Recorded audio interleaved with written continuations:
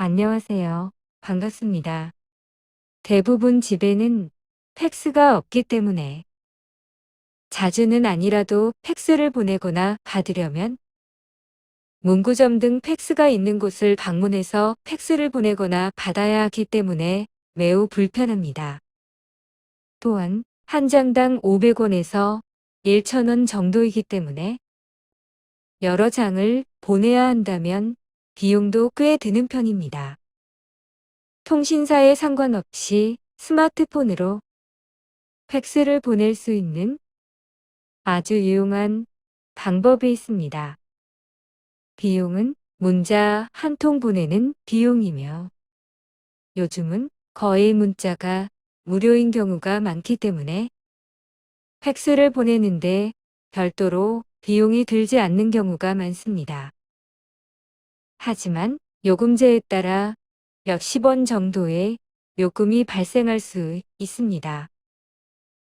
오늘은 스마트폰으로 나만의 전용 팩스 번호를 만들고 스마트폰으로 팩스를 보내고 받는 방법에 대해 알아보겠습니다. 문서, 영수증, 명함, 사진 등은 스마트폰에 기본 카메라로 촬영하면 휘어지는 왜곡이 생기거나 불필요한 부분까지 촬영이 됩니다. 따라서 문서 등 서류, 사진, 영수증, 명함 등 종이류와 카드, 신분증 같은 것을 보관하거나 스마트폰으로 팩스를 보내기 위해 사진을 찍어야 할 때에는 보기 좋게 왜곡도 줄이고 불필요한 부분 없이 필요한 부분만 딱 찍을 수 있는 전용 앱을 사용하면 아주 좋습니다. 지난 시간에 스마트폰으로 문서 촬영, 스캔하는 앱 사용법에 대해 알아보았습니다. 오늘은 지난 14강과 이어지는 내용이므로 아직 못 보신 분은 보기 좋은 팩스를 보내기 위해 문서를 촬영하는 앱 사용법인 14강을 꼭 먼저 보시고 이 강의를 보시길 추천드립니다. 자, 이건 보험금 신청 서류입니다. 작성한 신청서를 팩스로 보내기 위해 먼저 사진으로 찍겠습니다. 지난 시간에 설치한 마이크로소프트 렌즈 앱을 열어주세요. 촬영할 문서를 바닥에 놓습니다.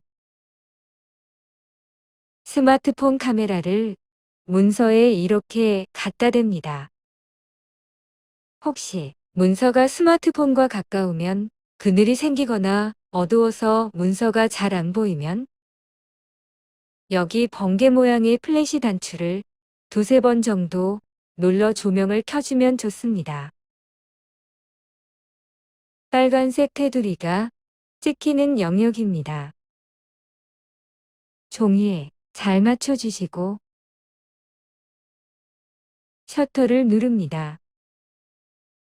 그 다음 잘린 부분 없이 잘 찍혔는지 확인하고 마음에 안 들면 왼쪽 아래에 취소를 누르면 다시 찍을 수 있습니다. 지금처럼 잘 찍혔으면 확인을 눌러주세요. 왜곡이 생겨 기울어졌던 게 이렇게 네모 반듯하게 펴졌습니다. 완료를 눌러주세요. 저장 위치가 갤러리로 체크되어 있는지 확인하고 제목 부분을 누릅니다. 한 번만 눌러주세요. 이렇게 주황색으로 바뀌면서 아래에 자판이 나오면 알기 쉬운 이름으로 변경합니다. 완료를 누르고 저장을 누릅니다. 여기까지 하면 팩스를 보낼 문서의 준비가 끝난 것입니다. 더 자세한 내용은 14강을 봐주세요. 이제는 팩스 앱을 설치해 보겠습니다. 뒤로 단추를 눌러 스마트폰 홈화면으로 나와주세요. 앱을 설치하기 위해 이렇게 생긴 플레이 스토어를 찾아서 열겠습니다. 상단에 검색 상자를 누르고 팩스라고 입력합니다. 그러면 아래에 이렇게 모바일 팩스라고 나오면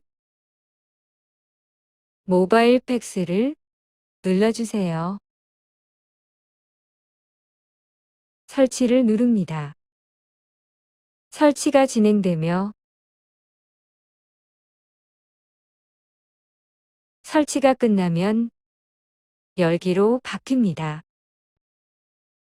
설치가 완료되었습니다. 열기를 누릅니다. 설치 후 최초로 앱을 열면 여러 가지 설정을 해야 합니다. 다소 복잡하게 느껴지실 수 있으나 처음 한 번만 해주면 됩니다. 일단 꼭 동의를 해야 하는 저장 공간, 전화, 연락처 이 세 가지 항목에 대한 안내가 나옵니다.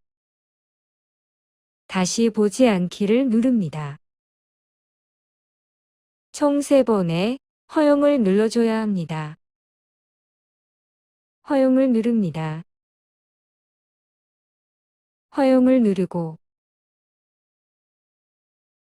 마지막으로 또 허용을 누릅니다.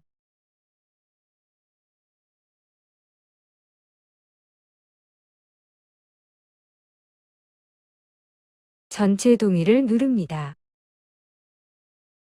화면 맨 아래에 다음을 눌러주세요. 신규 가입을 누릅니다. 다음을 누릅니다. 번호가 몇 개 표시되는데 이 중에서 마음에 드는 걸로 하나만 눌러주세요. 번호 선택이 끝났으면 오른쪽 맨 아래에 다음을 누르고 연락처 등록은 아니오를 누릅니다. 모든 설정이 끝났으며 이게 나의 고유한 팩스 번호입니다. 별도로 메모해 두시면 좋으며 잊으셔도 언제든지 확인이 가능합니다. 아래에 확인을 누릅니다. 지금까지의 과정은 최초에 한 번만 하며 앞으로는 모바일 팩스를 실행하면 바로 이 화면이 보입니다. 메뉴의 이 부분이 메뉴입니다. 가운데 동그란 단추를 눌러주세요. 아래엔 내 팩스 번호가 보입니다. 팩스 번호를 잊어버린 경우 언제든지 여기에서 확인할 수 있습니다. 이제 팩스를 보내보겠습니다.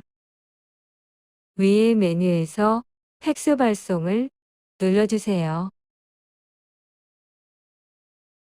보낼 팩스 내용에 따라서 문서, 사진, 신분증 중에서 선택합니다. 구분하는 방법은 내용이 크거나 글자가 많은 문서라면 문서 사진을 선택하시고 좋은 화질의 작게 보내시려면 인물 배경 사진을 선택하면 됩니다.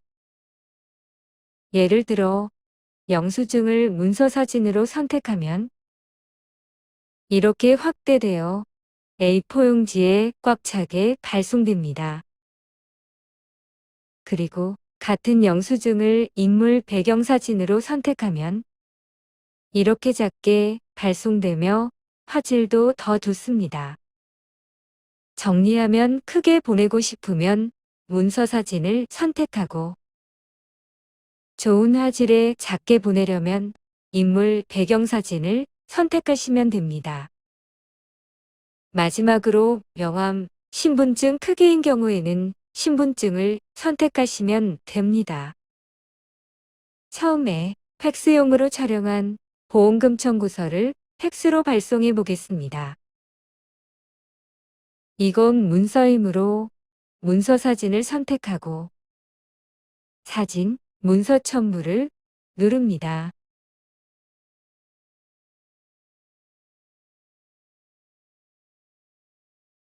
이 중에서 갤러리를 누릅니다.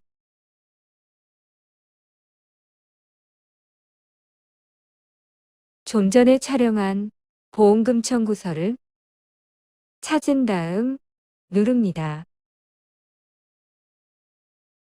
이렇게 나오면 왼쪽 맨 위에 녹색 체크를 눌러주세요. 이렇게 이미지 수정이 나오면 원본 그대로 보낼 것이므로 아니오를 누릅니다. 이렇게 등록되었습니다. 추가하려면 여기 아래에 클립 모양의 단추를 눌러주세요. 그 다음 좀 전과 같이 갤러리를 누르고 보낼 대상을 선택하면 됩니다. 그러면 이렇게 하나가 더 추가됩니다. 이제 상대방의 팩스 번호를 입력하기 위해 이 부분을 누릅니다. 아래에 자판이 나오면 팩스 번호를 입력하고 완료를 누른 다음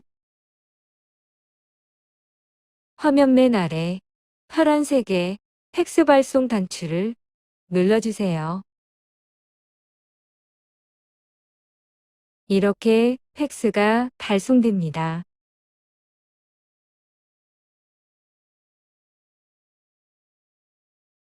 발송 중이라는 막대가 사라지면 발송 여부를 꼭 확인해 주셔야 합니다. 상단 메뉴에서 발송 내역을 눌러주세요. 이렇게 발송 완료라고 나오면 성공입니다. 그리고 날짜 부분을 누르면 이렇게 내가 보낸 팩스를 확인할 수 있습니다. 녹색 체크를 눌러주세요. 만약에 여기가 발송 완료가 아닌 발송 실패, 10분 이상 전송 중이라고 나오면 다시 보내거나 취소할 수 있습니다.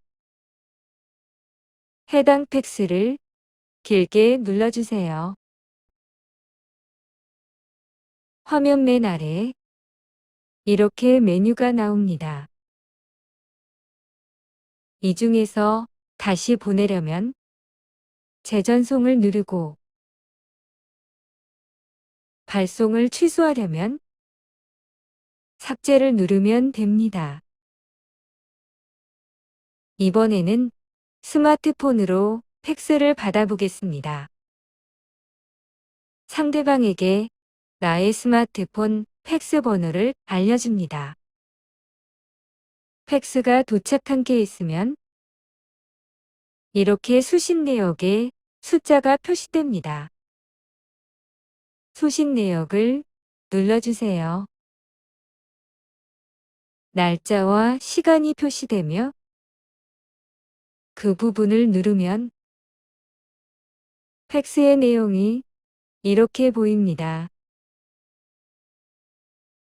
언제든지 여기에서 나에게 온 팩스를 확인할 수 있습니다. 녹색 체크를 눌러주세요. 이렇게 팩스가 없어도 비용을 안 들이고 팩스를 보내거나 받을 수 있습니다. 팩스 번호를 잘 메모해 두셨다가 필요할 때 요긴하게 사용하시면 좋겠습니다. 오늘도 끝까지 시청해 주셔서 고맙습니다.